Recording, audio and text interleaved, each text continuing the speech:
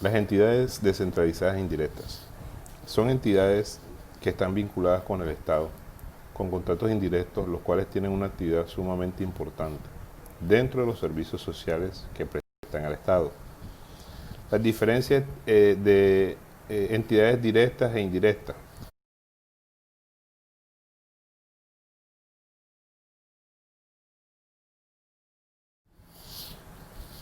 Las entidades descentralizadas e indirectas son entidades que están vinculadas con el Estado, con contratos indirectos, los cuales tienen una actividad sumamente importante dentro de los servicios sociales que prestan al Estado. Las diferencias de entidades directas e indirectas son entidades descentralizadas directas, aquellas cuya creación es obra de la ley, la ordenanza o algún acuerdo. Y las descentralizadas indirectas son las que surgen por la voluntad asociativa de los entes públicos o con la intervención de particulares, ya con previa autorización legal. Las entidades descentralizadas indirectas tienen como características que son personas jurídicas, surgen de convenios entre entidades territoriales, surgen de entidades descentralizadas de diferentes niveles administrativos. Estas entidades pueden tener participación de particulares o sin la participación de estos. Cooperan con el cumplimiento de funciones administrativas y prestan de manera conjunta servicios al desarrollo social. Las entidades descentralizadas e indirectas constituyen las modalidades de la descentralización por servicio. Por esta razón, son entes que se vinculan con el Estado, participando de manera activa en el cumplimiento de los fines de este. Esto lo hacen a través de asociaciones entre las entidades descentralizadas, indirectas y el Estado, en donde se le entrega un título de aporte o participación de bienes o recursos públicos. Esto podemos destacarlos en la sentencia C-230 de 1995. Las entidades descentralizadas, ¿cuáles son? Son las asociaciones, las fundaciones, las corporaciones. Esto está regulado todo dentro del Código Civil en el artículo 633 al 652. Hablemos sobre las asociaciones. ¿Qué son? Las asociaciones son instituciones privadas, sin ánimo de lucro. Sus fines u objetivos son benéficos. Pueden ser culturales o sociales o recreativos. Tienen por característica que son abiertas a cualquier persona. Pueden ser integrantes de ella misma respecto a sus condiciones legales y efectúan los aportes correspondientes. La Constitución colombiana, en el artículo 38, dispone de que está garantizado el derecho de libre asociación para el desarrollo de las actividades realizadas en sociedad. El artículo 103 de la Constitución Nacional precisa de que el Estado contribuirá a la organización, promoción y formación de asociaciones profesionales, cívicas, sindicales, comunitarias, de jóvenes, de beneficencia o de utilidad común o no gubernamentales, sin atentar contra su autonomía y con el fin de que éstas constituyan mecanismos democráticos de representación en las distintas instancias de participación, concertación, control y vigilancia de la gestión pública existente. Ejemplo de asociaciones actualmente en Colombia. Está la Alianza Ciudadana por la Democracia. Es un colectivo ciudadano con organizaciones civiles que se encargan de la diversidad, de la equidad, la libertad y los valores plasmados en la Constitución colombiana de 1991. Y que en términos prácticos agrupa un número significativo de ciudadanos en contra de la reelección del presidente Álvaro Uribe Vélez en su momento, que fue destacada. Está la Asociación Colombiana de Medios de Información, la AMI. Es una asociación sin ánimo de lucro. Esta asociación colombiana de editores de diarios y medios informáticos por principales editoriales en Colombia. Su objetivo es la defensa de los medios de comunicación editoriales y derechos de autor. El otro tipo de asociación es la Asociación Colombiana de Universidades, también conocida como la ASCUM. Es una organización no gubernamental sin ánimo de lucro que congrega a las universidades públicas y privadas de Colombia. Sus objetivos principales son servir con espacio permanente para la discusión del presente y el futuro de las universidades colombianas, establecer una relación entre las universidades y el gobierno nacional, realizar investigaciones académicas sobre la educación superior y promover la educación por extensión. Las fundaciones. En el artículo 2 de la Ley 50 del 2002 define fundaciones las organizaciones constituidas sin ánimo de lucro, que por voluntad de sus fundadores tienen afectado de modo duradero su patrimonio a la realización de fines de interés general.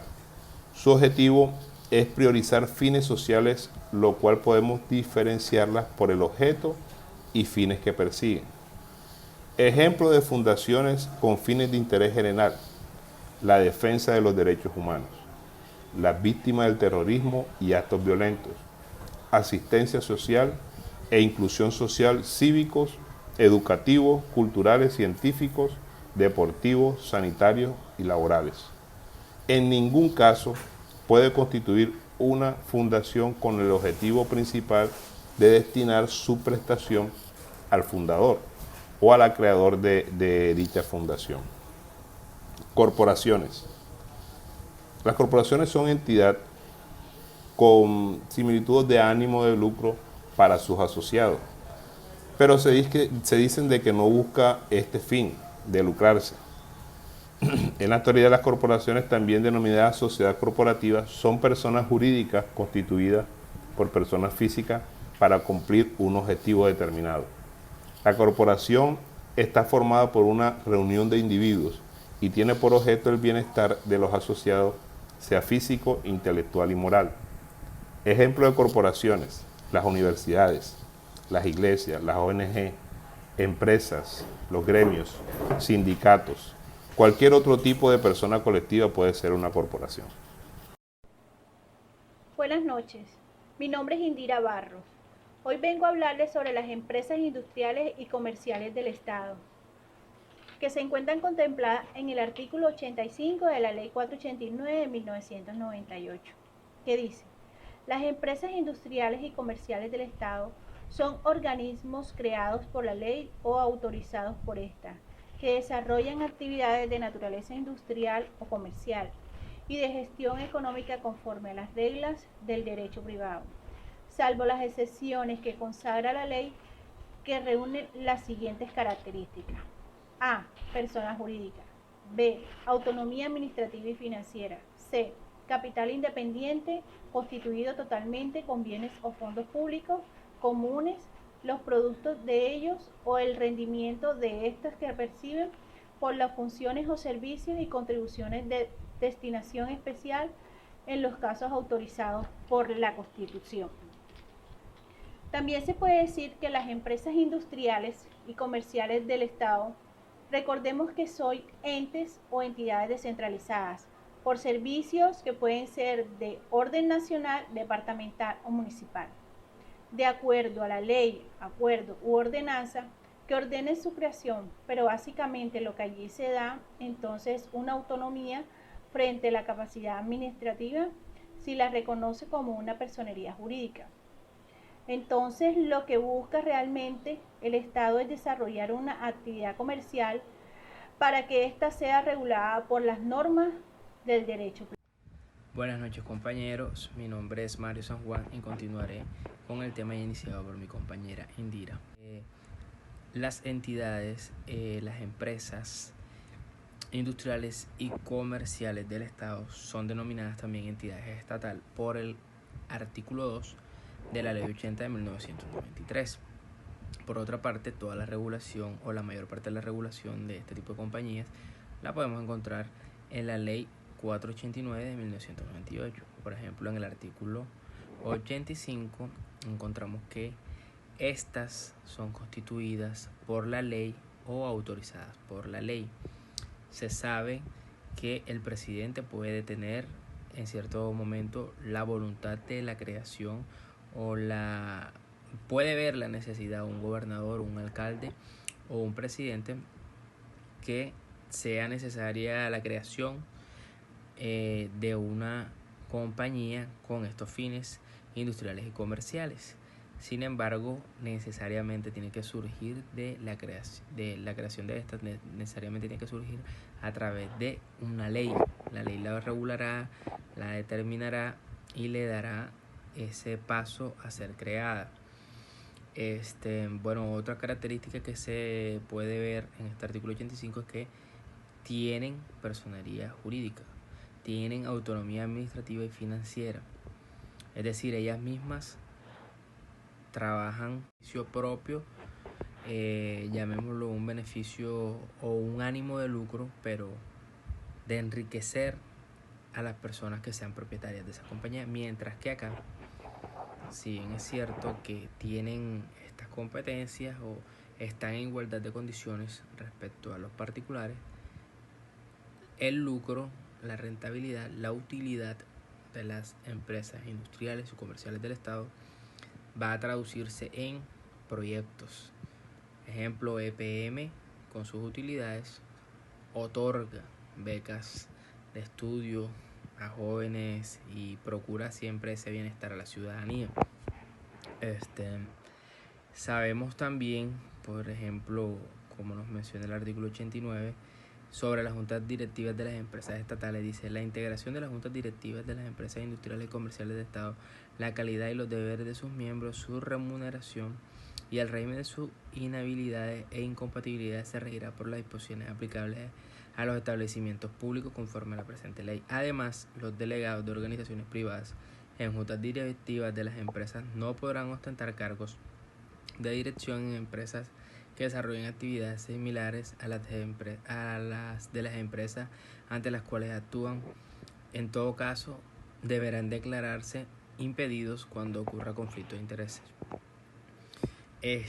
Bueno, aquí estamos hablando de ya la parte constitutiva de las empresas industriales y comerciales del Estado. Algo muy importante aquí es que los presidentes o gerentes de este tipo de compañías son de libre nombramiento y remoción. O sea, el presidente de la República puede determinar o puede haber evaluado que en un momento dado la persona más idónea para dirigir el Fondo Nacional del Ahorro sea Ninibet Arjona, listo. Y durante un lapso de tiempo de 2 años, él le pareció que esa es la persona idónea.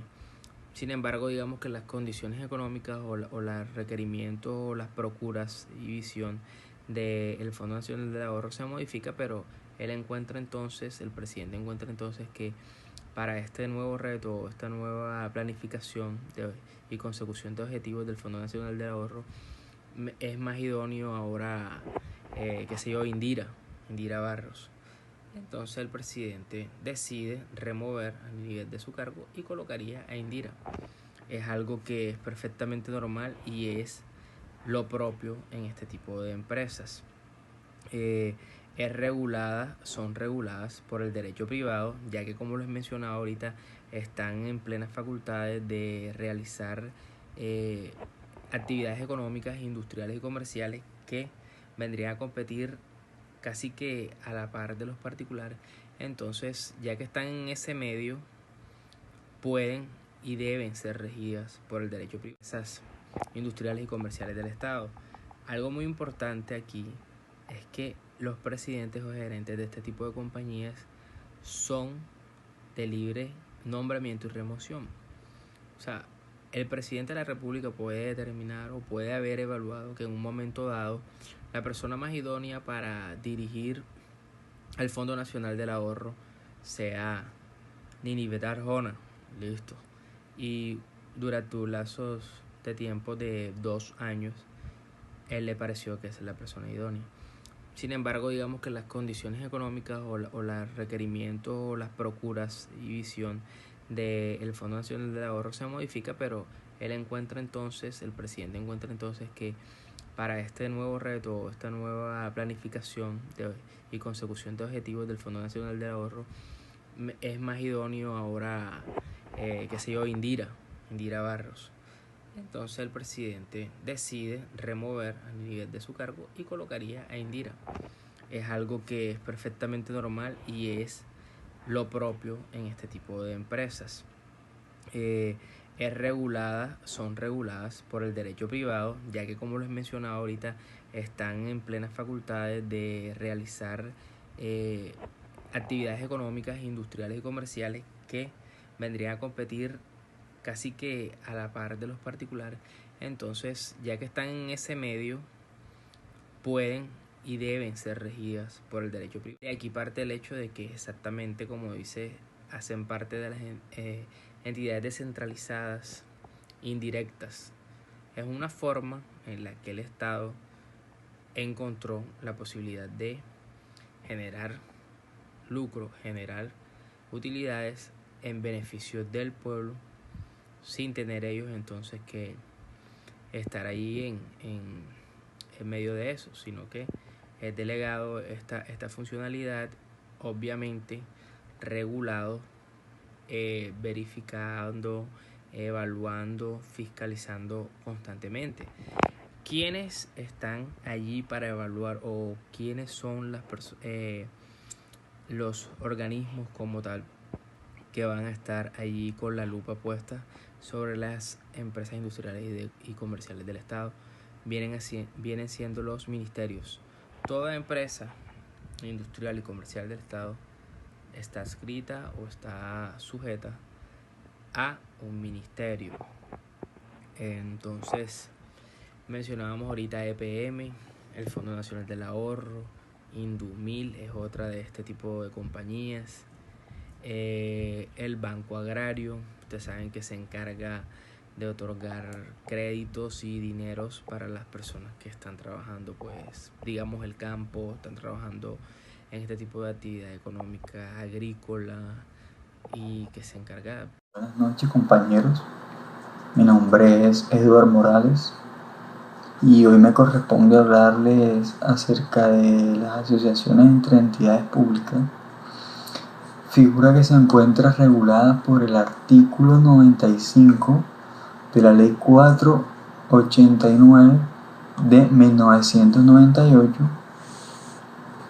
que estipula lo siguiente.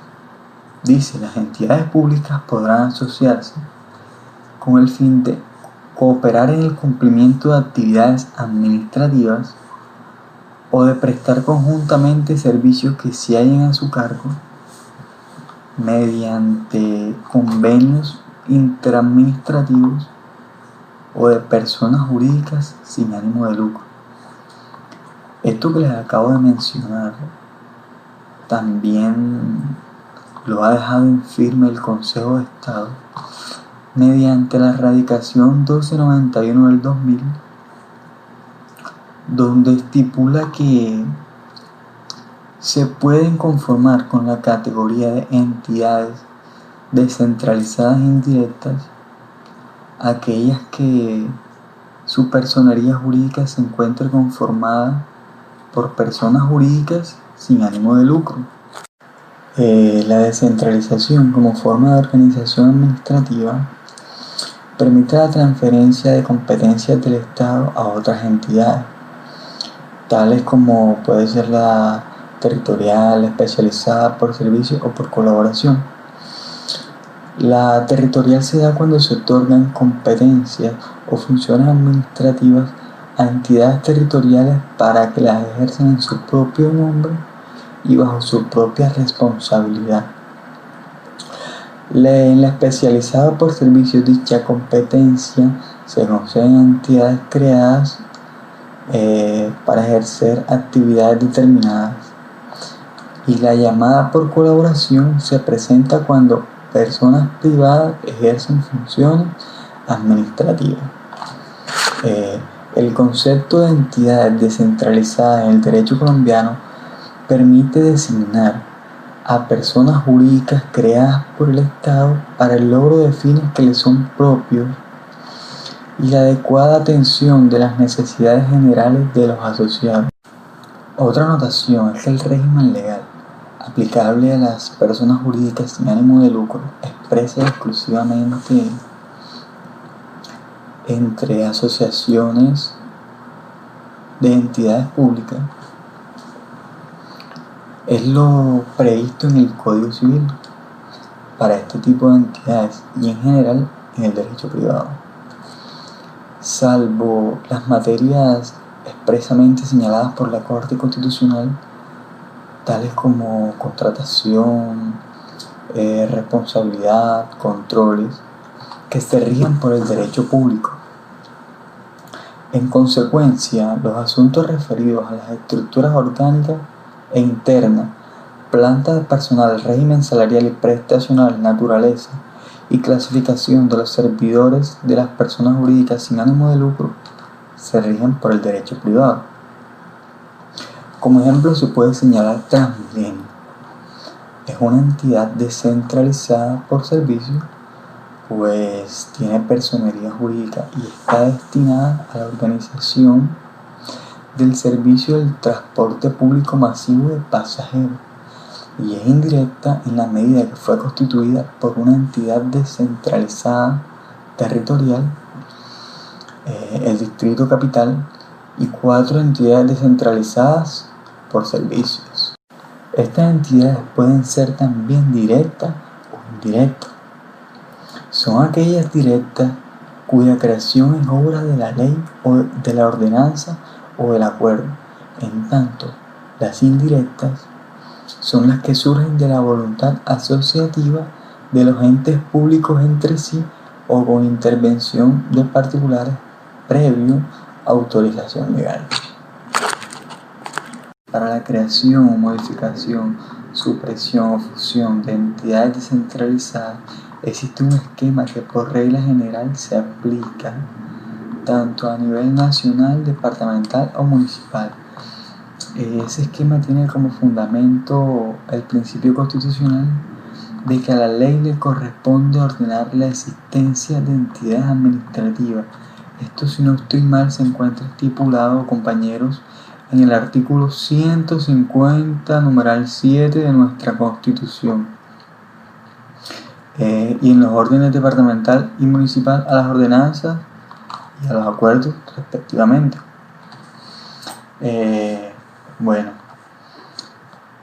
A nivel nacional, la Carta Constitucional atribuye al Congreso la facultad de hacer las leyes por medio de ellas se puede determinar la estructura de administración nacional, crear y suprimir o fusionar ministerios, entre otras cosas, y a su vez le concede al presidente la facultad de suprimir o fusionar entidades o organismos administrativos conforme a la ley. Corresponde a las asambleas departamentales, por medio de ordenanza, determinar la estructura de la administración departamental, crear los establecimientos públicos y las empresas industriales o comerciales del departamento y autorizar la formación de sociedades de economía mixta. Pero asimismo, dentro de las funciones del gobernador aparece la de suprimir o fusionar entidades departamentales de conformidad con las ordenanzas. Y con respecto al ámbito, por decirlo así, municipal, están los consejos que son competentes para determinar la estructura de la administración municipal y las funciones de sus dependencias.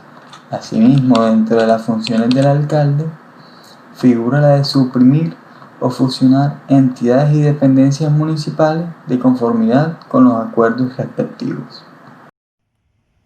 Buenas noches, compañeros. Mi nombre es Luis Carlos Delgado. Vengo a hablarles de las asociaciones de participación mixta, las cuales se encuentran reguladas en el marco de la Ley 80 del 93, ¿sí? Por la cual pues se expide el Estatuto de Contratación de la Administración Pública en nuestro país. De manera referencial, en su artículo 2 nos habla y nos define claramente cuáles son esas entidades que se catalogan como entidades estatales. Asimismo, nos denomina de forma puntual el concepto de servidores públicos, el cual quiero compartirles para hacerle este preámbulo. Dice, la nación, las regiones, los departamentos, las provincias, el distrito capital, los distritos especiales, los establecimientos públicos, las empresas industriales y comerciales del Estado, y la que nos atañe y por las cuales vengo a hablar, las sociedades de economía mixta, que el Estado tiene participación superior al 50% en esa inversión. De manera pues que nos define claramente, está inmersa dentro de estas entidades estatales que se configuran por parte del Estado colombiano. Asimismo, nos habla claramente y nos denomina el tema de la figura del servidor público. Dice que, abro comillas, las personas naturales que prestan servicios dependientes a los organismos y entidades que trata este artículo, con excepción de las asociaciones y fundaciones de participación mixta, en las cuales dicha denominación se predicará exclusivamente de sus representantes legales, de los funcionarios del nivel directivo, asesor o ejecutivo o equivalente, a quienes delegue la celebración de contratos en representación de aquella. Única y exclusivamente, y muy a pesar de ello, no podríamos llamarle funcionarios públicos. ¿Por qué? Porque aquí está configurado el capital privado y el capital público. En todas formas son entidades administradas por particulares y no funcionarios públicos. ¿Sí? Quería hacerle, pues antes de iniciar el tema, darle esa referencia y cómo está enmarcada pues el tema de las asociaciones de participación mixta en la presente ley. Por otro lado, en la ley 489 del 98, por la cual pues se dictan las normas sobre la organización y el funcionamiento de las entidades de orden nacional, nos refiere rápidamente, les voy a explicar acá, que nos habla acerca y que nos define que se conoce como las entidades de sociedades de economía mixta. En su artículo 97 nos define: las sociedades de economía mixta son organismos autorizados por la ley, constituidos bajo la forma de sociedades comerciales con aporte estatal y de capital privado, que desarrollan entidades de naturaleza industriales o comerciales conforme a la regla del derecho privado, salvo excepciones que... Otra definición de sociedades de economía mixta la encontramos en nuestro Código de Comercio, en el artículo 461, la cual nos define lo siguiente, abro comillas: son de economía mixtas las sociedades comerciales que se constituyen con aportes estatales y de capital privado. Las sociedades de economía mixta se sujetan a las reglas del derecho privado y a la jurisdicción ordinaria, salvo disposición legal en contrario. ¿Sí? De manera pues que las asociaciones público-privadas, señores, son una apuesta del Estado, ¿sí?, de la misma nación, en procura de esa competitividad, de esa productividad, de esa eficiencia, eficacia, es decir, buscando los fines del Estado, como bien lo referenciaba nuestro compañero Mario al principio, ¿cierto? Y que la ley que le da vida, la que la configura, la que la promueve, es la ley 1508 del 2012 y el decreto reglamentario 1467 del mismo año. Es importante y es pertinente indicar, señalar de que en estos momentos, hace poco salió una noticia, Barranquilla y Medellín son las ciudades capitales con mayor auge en el crecimiento de estas asociaciones económicas mixtas, ¿sí?, que se conocen también como administrador asociaciones público-privadas, las famosas APP de los que nos habla la ley 1508 del 2012. Por otro lado, quiero referenciarles el marco legal de las leyes, ¿sí?, de lo que nos habla nuestra Constitución Política de Colombia. Referente a ello, de manera muy taxativa, el artículo 210 de la Constitución nos indica: las entidades de orden nacional descentralizadas por servicio solo pueden ser creadas por la ley y por autorización de ésta, con el fundamento en los principios que orientan la actividad administrativa. Los particulares pueden cumplir funciones administrativas en las condiciones que señale la ley. Mismo, el artículo 355 señala lo siguiente: el gobierno en los niveles nacional, departamental, distrital y municipal podrá, con recursos de los respectivos presupuestos, celebrar contratos con entidades privadas sin ánimo de lucro y de reconocida idoneidad con el fin de impulsar programas y actividades de interés público acorde con el Plan Nacional y con los planes seccionales de desarrollo. El Gobierno Nacional reglamentará la materia. De manera pues de que aquí vemos a la luz de la ley que nuestro ordenamiento jurídico, partiendo de la Constitución Política, ¿sí?, establece las normas claras, precisas y concisas referentes a las asociaciones. En este caso particular y el de que les hablo, de las asociaciones de economía mixta. Bueno, por otro lado, quiero hablarles que las características que tiene de forma particular este tipo de asociaciones de economía mixta están fundamentadas en los siguientes aspectos. El primero de ellos, debe haber una autorización legal y una creación contractual. Y bien lo decíamos y lo mencionábamos ahora, esa autorización legal, ¿sí?, se está fundamentando en qué? En el gobierno nacional, departamental, municipal. Bien lo referenciaba ahorita como lo establece la Constitución Política, de tal forma que si el gobierno tiene una propuesta en su plan de desarrollo, ¿sí?, y que vaya fundamentado y encaminado para planes de educación, de salud, de bienestar social, ¿sí?, entre otras, presenta esta propuesta, este proyecto, y lo debe presentar al Congreso de la República para que a través de los senadores pues se le dé el aval, ¿cierto?, y nazca a la luz la creación de la sociedad de economía mixta con los requisitos de ley, ¿sí?, que debe tener como tal. De igual forma, de orden departamental, lo deben de hacer los gobernadores. Realizan la solicitud ante la Asamblea Departamental y son ellos pues quienes revisan y autorizan y aprueban la creación de la misma. Asimismo, a través de los gobiernos locales, en este caso los alcaldes, ¿sí?, realizan dicho trámite y lo ponen a consideración del Consejo Municipal.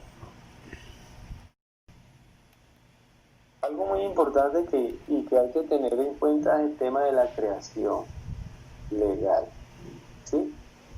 Se debe realizar su creación legal. ¿En qué sentido? Con autorización. Se debe solicitar la autorización, fue el trámite y la explicación que daba en su momento. Pero también nace, señores, la creación contractual, ¿sí?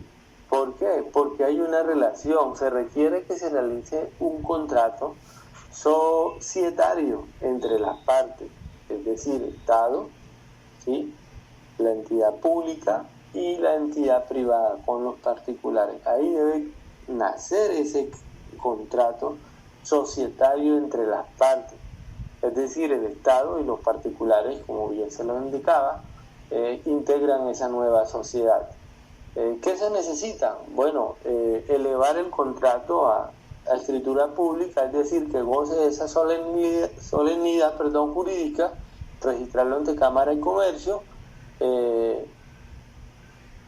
y registrar el domicilio donde va a estar funcionando esa sociedad de economía mixta. Dentro de las otras características, debe gozar de una personería jurídica independiente del ente descentralizado del cual pertenece. Por otra parte, estas entidades gozan de autonomía administrativa y financiera, ¿sí?, del ente centralizado, en este caso el gobierno nacional.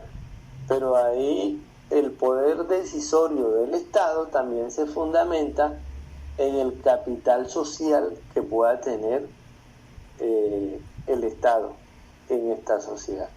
Porque si el Estado tiene un 70, un 80%, así muy seguramente va a ser su poder de decisión frente a ese tipo de sociedad en las decisiones que se tengan que tomar.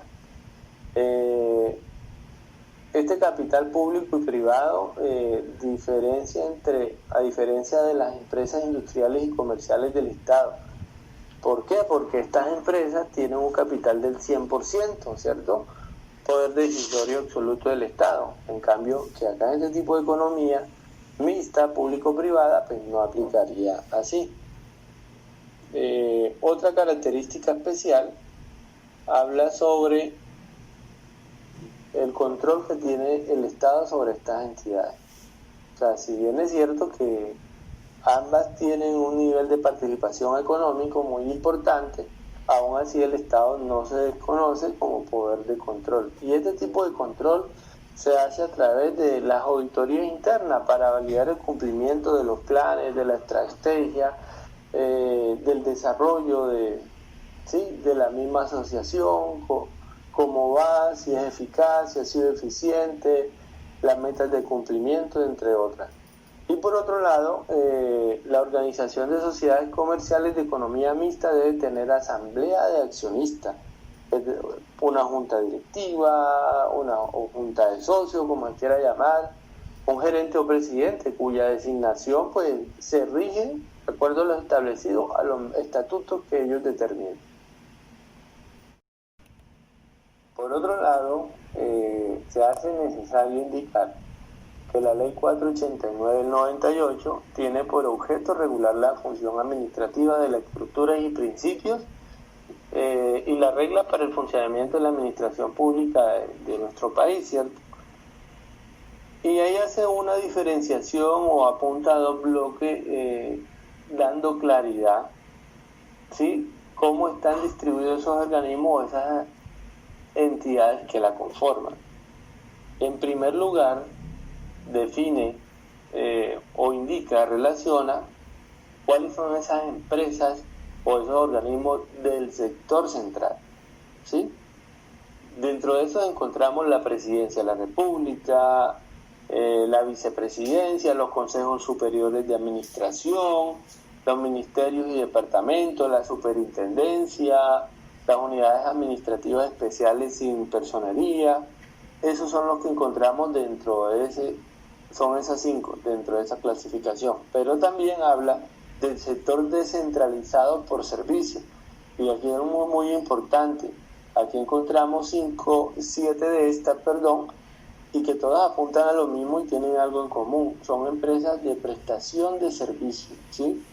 Enmarcado en temas de bienestar, de desarrollo urbanístico, de educación, de formación integral para los menores, de temas de investigaciones científicas, etcétera, etcétera. Entonces, dentro del sector descentralizado por servicio encontramos los establecimientos públicos, las empresas industriales y comerciales del Estado, la superintendencia y las unidades administrativas especiales con personería jurídica, mire que es diferente, las empresas sociales del Estado y empresas de oficinas de servicios públicos domiciliarios. Encontramos este tipo de empresas de economía mixta, caso AAA en nuestra ciudad, ¿cierto? Los institutos científicos y tecnológicos, y entre las que estamos haciendo referencia, en literal F, nos habla la ley de las sociedades públicas y sociedades de economía mixta. Entonces, eso como para hacerle una referenciación que el Estado y la ley los define en estos dos grupos como. Mi nombre es Cindy Sandoval y hablaré sobre las conclusiones del tema entidades descentralizadas indirectas. Las entidades descentralizadas indirectas surgen de convenios entre entidades territoriales o entidades descentralizadas de primer grado de diferentes niveles administrativos con o sin participación de particulares, con la finalidad de cooperar en el cumplimiento de funciones administrativas o prestar conjuntamente servicios que se hallen a cargo de aquellas. Mediante la Ley 489 de 1998 se dictan normas sobre la organización y funcionamiento de las entidades de orden nacional. El legislador, al establecer el ámbito de su aplicación y el régimen de las entidades descentralizadas, hace extensiva a las entidades territoriales la aplicación de las reglas relativas a los principios de la función administrativa sobre las características y régimen de ellas. Mediante la figura de la asociación prevista en el artículo 95 de la Ley 489, pueden conformar con la categoría de entidades descentralizadas indirectas entidades cuya naturaleza jurídica sea la de personas jurídicas sin ánimo de lucro. En el inciso segundo del artículo 95 de la Ley 489 de 1998, en armonía con lo expuesto por la Corte Constitucional al estudiar la constitucionalidad de esa norma a través de la sentencia C-671 de 1999, permite concluir a la Sala que el régimen legal aplicable a las personas jurídicas sin ánimo de lucro conformadas por la asociación exclusiva de entidades públicas es el previsto en el Código Civil para ese tipo de entidades y en general en el derecho privado, salvo en lo concerniente a las materias expresamente señaladas por la Corte Constitucional. Esto es el ejercicio de potestades públicas, régimen de los actos unilaterales, contratación, controles y responsabilidad que están sometidas al derecho público. En la parte considerativa de dicha sentencia se infiere que para la creación, modificación, supresión y fusión de entidades descentralizadas existe un esquema que, por regla general, se aplica tanto en el nivel nacional como en el departamental y municipal.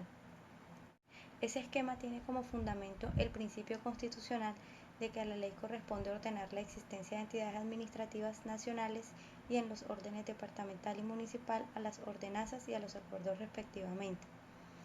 Estableció asimismo el constituyente en el inciso primero del artículo 210 de la Constitución Política que una entidad descentralizada por servicios solo puede ser creada directamente por la ley o por autorización de ella. Con este postulado quiso evitarse que las entidades estatales, haciendo uso de su personalidad jurídica y con la participación de particulares o sin ella, generaran la proliferación de entidades indirectas, fenómeno que venía presentándose